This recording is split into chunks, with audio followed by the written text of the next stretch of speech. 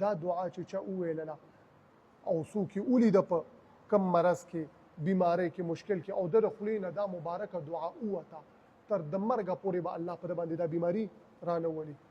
د موجوده حالاتو مناسبت سره د نبی صلی الله علیه وسلم یو مسنون عمل انتهایی مجرب د نبی صلی الله علیه وسلم د خولې مبارکې نه چې کومه خبره وځي په هغې کې بیا شک د کوم ځای نه رالی روایت هم ښه صحیح دی. نبی کریم صلی الله علیه وسلم فرمایي څوک په مصیبت کې په پریشانی کې په غم کې ویني او هغه دا دعا ووایي تر د مرګه پورې به الله جل جلاله دا په دغه بیماری دغه غم دغه مصیبت کې اخته کوي نه دا د دغې نه محفوظ شي.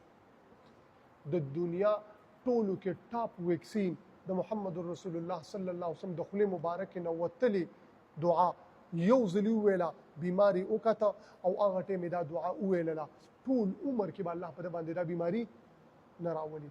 کومه دعا ده؟ اسانه دعا، مختصره دعا.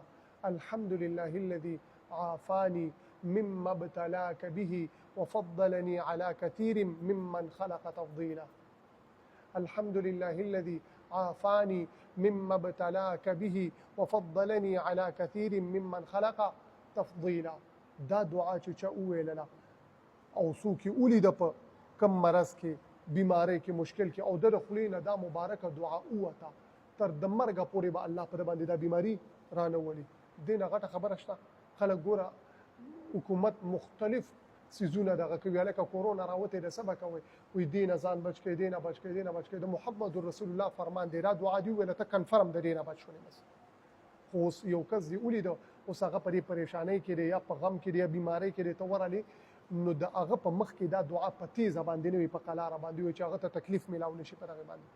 نو کوم پریشانی چې تاسو اوس ولیدله دا حالات راغلي په ملک نو دا دعا لازم سړی ووایي. دویمه دعا د نبی صلی الله علیه وسلم مسنون د درې ټکي دي. کله چې څوک په غم کې ویني په مصیبت کې ویني دا سیلابونه راله سخته پریشانی ده نو دا دعا د دې اهتمام کې الله ربي لا اشرك به شيئا. الله ربي لا اشرك به شيئا. دا د وبال د لوی مصیبتونو نه د بچ کېدلو دپاره مسنون دعا او ویکسین. سړی وایي څه به کوو دقه دعا به موږ ویو او الله به د دې په برکت سره څه کوي بچ کوي. نو دا دعا په خپله هم یاد کړو خپل اهل و عیال خپلو بچو ته هم دا دعا وښیو. مصیبت کې څوک ویني دا دعا دې وایي الله به د دې د برکته څه کوي د مصیبتونو نه بچ کوي.